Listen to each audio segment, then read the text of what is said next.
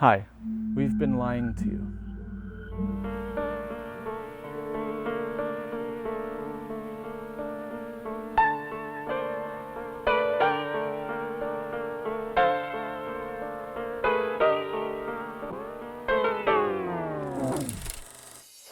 Certain films which are not actually negative are taken from the original camera positive. Why was negative used instead of original camera positive? From the very beginning, film was a negative process in which an inverted image is used to create multiple positives. In 1923, 16mm came to be. And with 16mm in 1935, we got beautiful, colorful, vibrant Kodachrome. People wanted to shoot their film and then project it almost immediately. So you'd be projecting the original Kodachrome. This is not Kodachrome, but is also a reversal process. What we see here is 16mm reversal film, double perfed.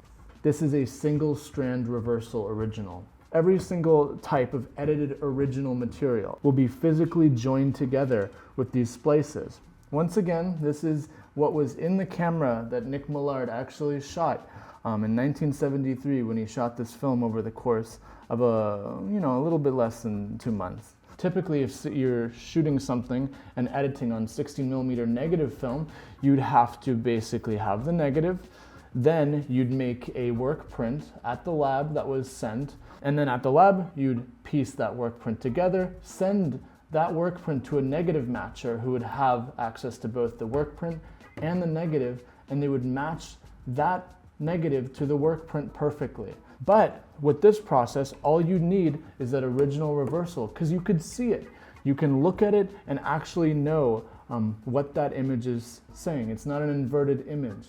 Nick Millard uses many different formats. Here we have 16mm reversal, and here you have the very stylistic use of original camera negative, which he kept in this particular method in the actual final showing of the film.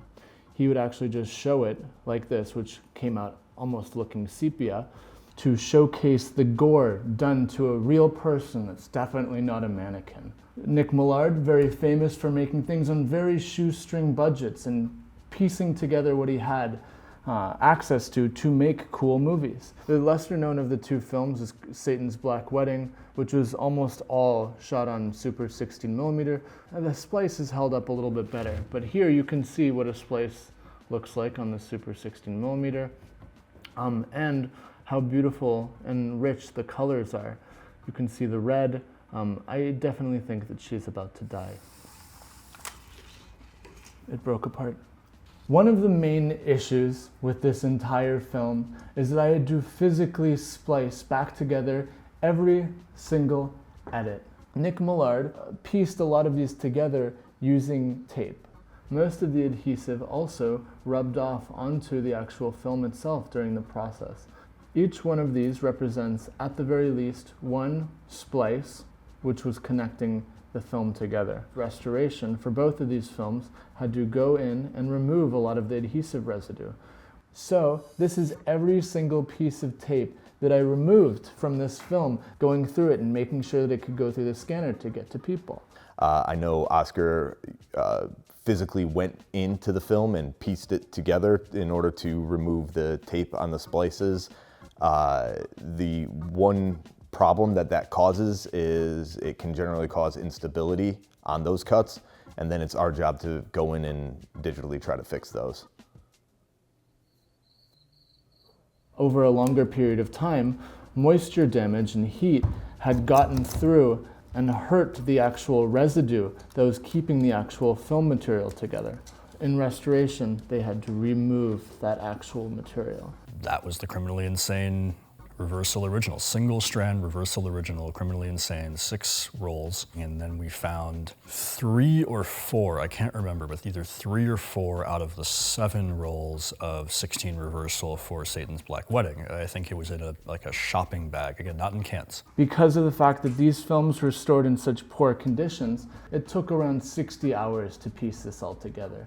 These films had very large grains where they could capture really great saturation. Very vibrant, very stylized. when you actually make a print, you could automatically have very little dust visible. If it's white, that's going to be negative.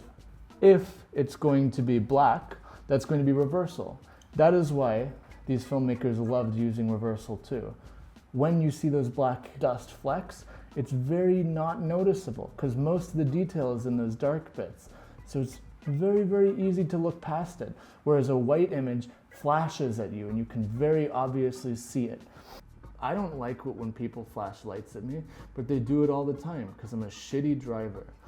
I think it's very easy to also think of reversal as slide film, which is one of the most common things that you can find which use a reversal process. Automatically, after using it, you can put it in this little container, show it to people. You wouldn't need that two-step process. This particular one is from the Nick Millard collection.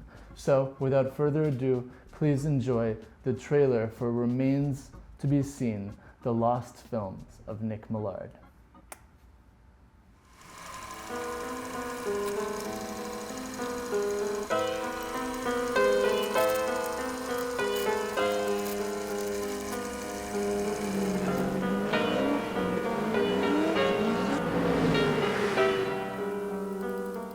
There were so many titles in there that I had never seen before, never heard of.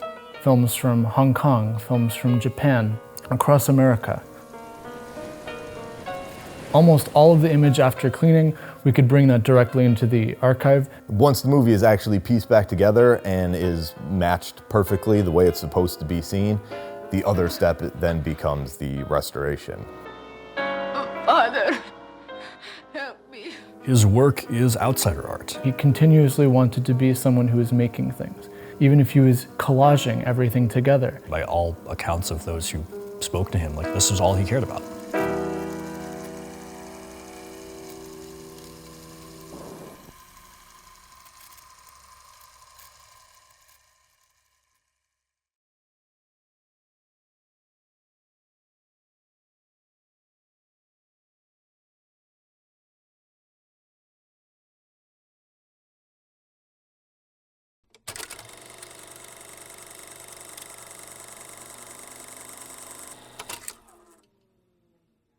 Oscar wants to know if he is the best archivist of all time.